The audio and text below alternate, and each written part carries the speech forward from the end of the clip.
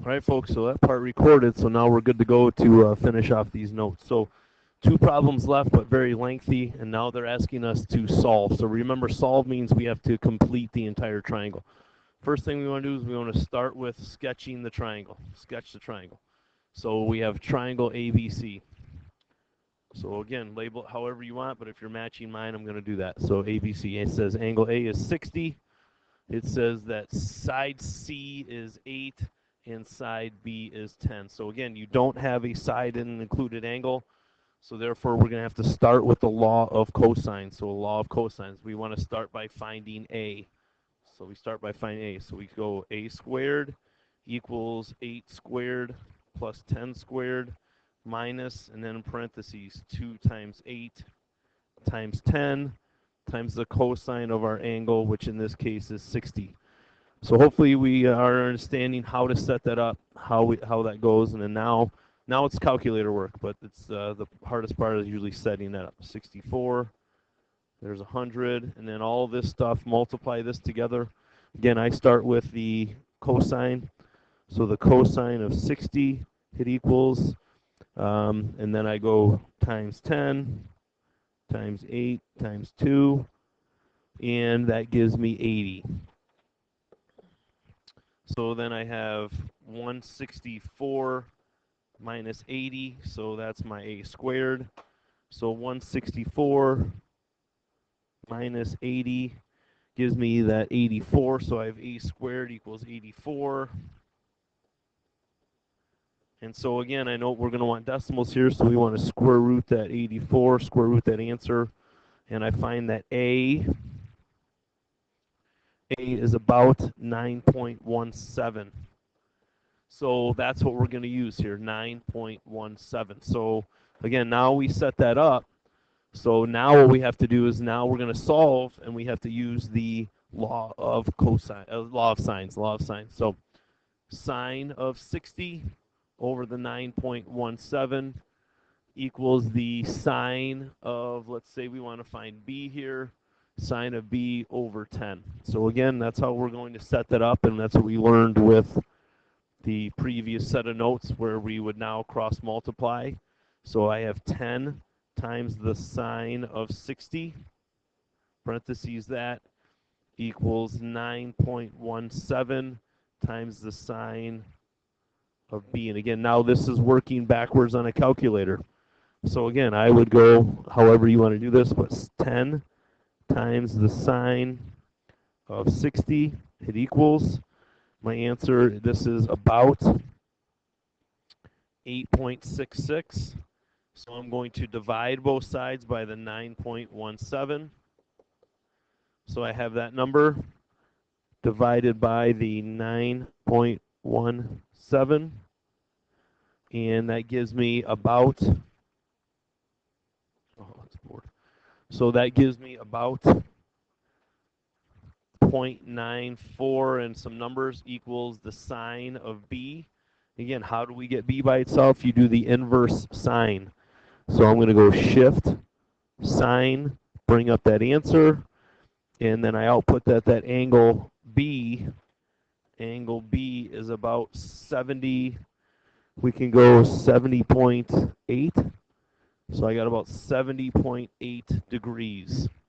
So going back up to here, that is angle B is about 70.8. So what I'm finding is in black, so that and that, and now we have to find the angle left.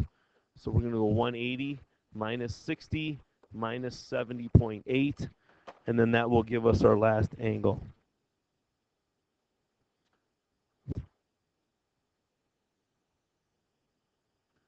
And that gives me about 49.2. Final angle there is about 49.2. So when it says to solve, that's what I mean by solve. So I know I don't have a lot of room on the board, but I would now write this out. I'm going to try to put this in a little box here for you. So A is about 9.17. Angle B is about 70.8. And angle C is about 49.2. So definitely helps to organize that at the end, put that together, and that would be a final answer, and then that'll help us to check when we go through the answers. Here's the last question here. So again, this one's a little bit different because they give you all the sides again. I'm going to give you the answer now, and then we're going to work backwards through so I can show you exactly how we get it. Final answer is going to be A. But again, I don't have a lot of room, so I'm going to kind of walk you through on the bottom and start with what, in this problem, start with whatever you want. Let's say I want to find angle T. So if I'm going to start with angle T, then I have to go with 9 by itself on the equal sign because that's my outside angles. What I do here is up to you. You go 12 squared, 14 squared, minus 2, put the brackets there, 12, 14, and we are on the cosine of T. So that's how I would set that up. Okay? Now again, in taking a look at this, man, that's bored. So taking a look here now, now we're doing calculator work. 81 equals 144 plus 14 squared is 196. And then I still have all that other stuff still there, but I'm going to add those two together. I'm going to add that 196, 144, and that's going to give me 340. I'm going to subtract that over, and so then I have, so if I subtract over the 340,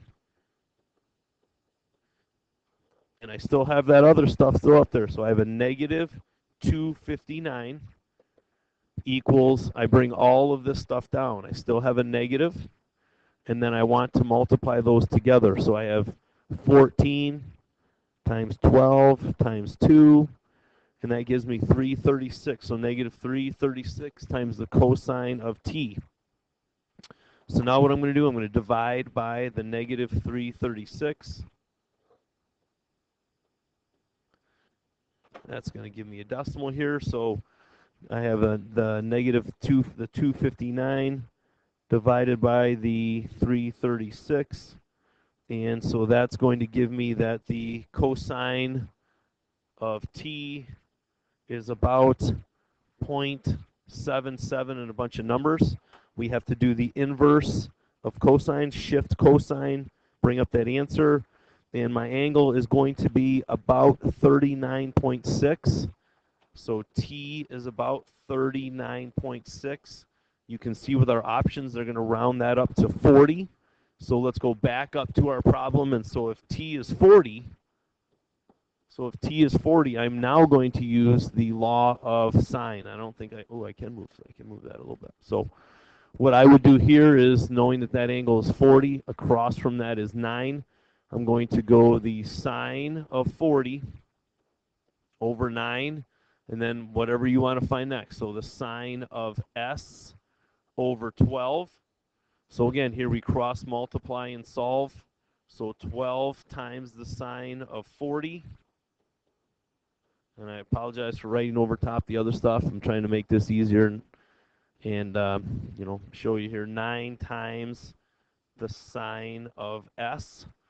And then again, we would work backwards from there.